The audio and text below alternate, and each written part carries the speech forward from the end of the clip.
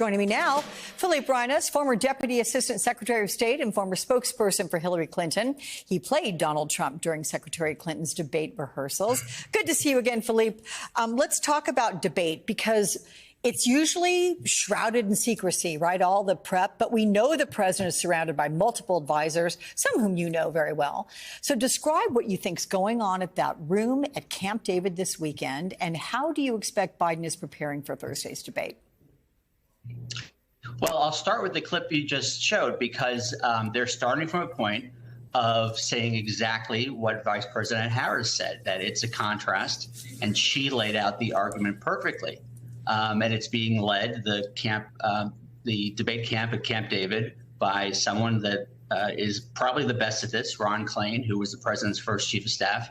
He has done this for Biden in the past, for Hillary Clinton, for President Obama. The other half of this is there's someone there who, while Kamala Harris, imagine if while she was speaking, Mika was just yelling at her. Mika was just every couple of seconds saying, "That's not true. What are you talking about? I didn't say that. You didn't do that. I didn't do that." That's the challenge here. Now, obviously, sure, there are some technical formatting differences that are trying to mitigate that. But I think the easiest way to think about what's going on at Camp David is mostly conversations between the president and his advisors, where probably a fair amount of, do I really have to do this? Why do I have to do this? Can I get out of doing this? I mean, you have to remember, it's been 1,400 days since these two men have been in the same place. We talk about them all the time as if they spend day in, day out on the campaign trail together. They have not. They never see each other, and they really don't like each other. So there's a certain amount of grounding that has to take place where, you know, you come out and you have to remember there are 90 million people watching, or 100 million or 70, whatever it is. There will be no bigger audience between now and Election Day. That means you have the opportunity to say to the American people what you are trying to say every day of the week, but to the largest audience ever. You are trying to do what Kamala said. You're trying to say, hey, look at me. This is what I want to do. Look at him. This is what he did. Now, that's interesting, because this is the first time in 134 years we've had two guys that have served back to back. So it's not a hypothetical about if this guy is president.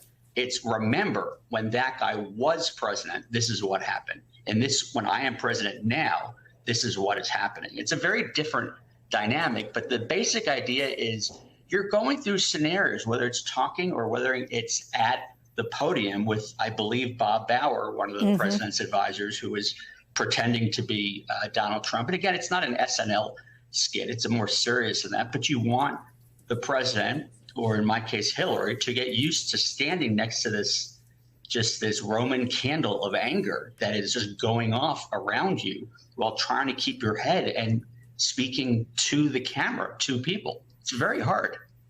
Yeah, you mentioned Bob Bauer. Let's play a clip, because he spoke with my colleague Andrea Mitchell about debate prep. Take it away. To be honest, it's hard to say some of the things that he says, some of which are, very fact-free. And it's hard sometimes to take on that tone, just because it's, by the way, not a natural tone for me. But then you're playing a role. You're trying to make the experience as realistic for the person you're working with as possible. He mentioned something there that's critical: fact-checking. That is hard to do under any circumstances, live, off the cuff, knowing it. Because it's my understanding President Biden will not have, nor former President Trump, will not have campaign advisors or anybody around them that they're able to speak to during those commercial breaks. So that means you've got to have all this right there to be able to fight back. How hard is that? How do you prep that? Well, it's incredibly hard, and it's incredibly hard based on what I said a couple of minutes ago, because these men passed a baton off to each other. The economy went 1 second to the other. So when they debate about inflation, Donald Trump is not yelling about inflation in a vacuum. He handed an economy to the president, that the president can then say, well, the seeds for economy started in how you handled COVID. Donald Trump can say, well, the gains you've made in employment started when I handed it to you. And there's a lot of ways you can cut data. I mean, you talk about this on your show all the time. You have people on. Economists can look at it different ways. To some extent, there is a honest disagreement. Now, when you pile on and when you layer on Donald Trump's dishonest interpretation of numbers, you're going to have a real problem, because Donald Trump's strategy, to the extent that he has one coming in, is probably going to be to try to confuse President Biden, because that's his overall how he tries to paint the president as not capable and not with it. And he will, I think, use this barrage, this avalanche of numbers in the context of the economy, in the context of immigration, which is just so data heavy. And by just throwing them out there, there is no human being that would be on the other side of that can absorb that. And that includes the moderators. Philippe, we don't even know if the numbers that Donald Trump throws out would be accurate and truthful. I'm gonna go on a limb here and say that they're not. That's really not a limb. I know, I'm kind of dripping with sarcasm. But it's worth saying, though, because I think, the format is different. As you well know, the lack of audience and the muting. The audience, I don't think, is here or there. This is not a college football game. The kind of people that go to these debates don't, whoop and holler. And in 2020, there was minimal audience because of COVID. The muting, there's been a lot of talk about how it affects President Biden, how it affects former President Trump. Obviously, for those of us trying to watch, it's very helpful. Anyone who watched the first debate in 2020, it was an absolute mess. There had to be some kind of muting. But what I've been thinking is that, there's the group dynamic on stage are also the moderators. The two moderators have to also be able to do what you just asked me about, which is to also try to stay on top of facts, figures, lying.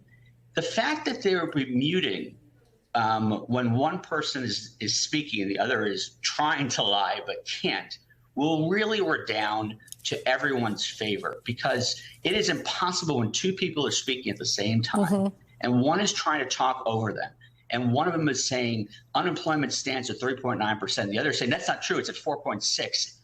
There's no human being that could be at a moderator table that can keep up with that. At least this will give them some time to breathe and process. Right. But here's the thing, and it's a little bit tricky, because the mics will be off for the person who the question has not been directed to. Again, we played this moment earlier, and I have to say that I laughed, and I thought that Biden was brilliant in it when he said, "Would you shut up, man?" when Donald Trump was just badgering. I mean, it was ridiculous. If he were to do something like that, it might come off odd if the audience has not been able to hear it. Yeah, I mean, there are some. I was joking around with someone last night that President Biden could be trying to give a normal answer, and Donald Trump could be a little kid taunting him and saying, "Hey, Joe, what's your favorite food? What's your favorite food? What's your favorite fruit?" And finally, Biden says cabbage, and you get 90 million people saying, "Well, why is the guy just blurting out cabbage?" I actually think former President Trump is going to pretend he didn't know about the muting. He's going to put this into his larger being treated badly. Oh, they want me in jail. They don't want to hear what I'm saying. They mute me. They gag me. I mean, this is his little trick with microphones and teleprompters.